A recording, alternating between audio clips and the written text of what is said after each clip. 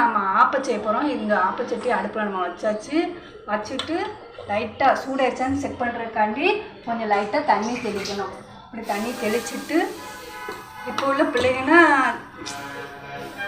நல்லா சொன்னோன்னே நல்லா சட்டுன்னு புரிஞ்சுக்கிடுவாங்க. ஒரு தடவை பாருங்கள், தண்ணி தெளித்தோடனையும் இப்படி ஊற்றணும். ஒரு தடவை ஊற்றிட்டு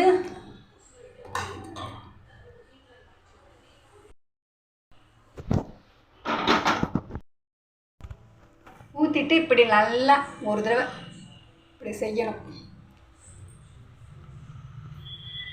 லைட்டாக தான் செய்யணும், ரொம்ப குளுக்கணும் தேவையில்லை. இப்படி செஞ்சுட்டிங்கன்னா அது பாட்டுக்கு நல்லா எல்லா பக்கம் ஒன்றோட இப்படி இருக்கும். நல்லா லெட்டு போட்டுடணும். லெட்டு போட்டு இப்படி வச்சுருங்க. ஒரு 2 நிமிஷம் லைட்டாக கூட்டி வைங்க. நல்லா வெந்துக்கிட்டு இருக்கும்.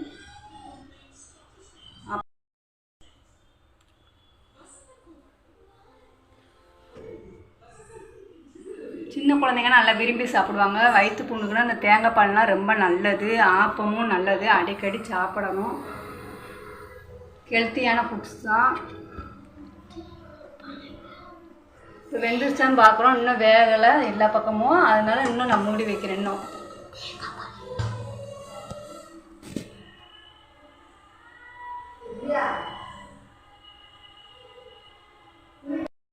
இப்போ ஒரு 2 மினிட்ஸ் கழித்து வெந்துருச்சான்னு பார்ப்போம். நான் சிம்மில் வச்சுருக்கனால ஒரு 5 நிமிஷம் ஆயிடுச்சு நம்மளுக்கு வேகிறதுக்கு. வெந்துருச்சான்னு பார்ப்போம். ஓகே,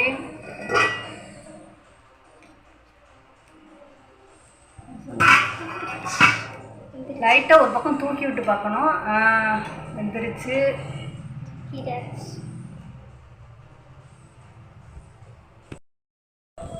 இப்போ நம்ம எடுத்துருவோம். இல்லை, அவங்கவுங்க ஒரு ஸ்பூன் வச்சுருப்பாங்க. நான் ஸ்பூனு எனக்கு எதிர்த்து எடுக்கிறதுக்கு எனக்கு ரொம்ப ஈஸியாக இருக்குது. அதனால் நான் ஸ்பூனு ஒரு பக்கம் தூக்கிட்டாலே வந்துடும். அப்படியே எடுத்துடலாம். அப்படியே இது சூடான ஆப்பம். இதுக்கு சட்னி, அப்படி தேங்காய் சட்னி, தக்காளி சட்னி யூஸ் பண்ணலாம். நான் வந்து